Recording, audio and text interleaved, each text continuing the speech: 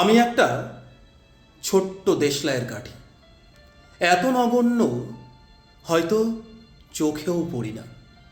তবু যেন মুখে আমার উসখুস করছে বারুদ, বুকে আমার জ্বলে উঠবার দুরন্ত উচ্ছ্বাস।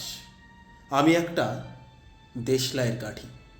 মনে আছে সেদিন হুলস্থুল বেঁধেছিল, ঘরের কোণে জ্বলে উঠেছিল আগুন, আমাকে অবজ্ঞা ভরে না নিভিয়ে ছুঁড়ে ফেলায়। কত ঘরকে দিয়েছি পুড়িয়ে, কত প্রাসাদকে করেছি ধূলিস্যাৎ। আমি একাই ছোট্ট একটা দেশলাই কাঠি। এমনি বহু নগর বহু রাজ্যকে দিতে পারি ছাড়খাড় করে, তবুও অবজ্ঞা করবে আমাদের। মনে নেই এই সেদিন আমরা সবাই জ্বলে উঠেছিলাম একই বাক্সে, চমকে উঠেছিলে।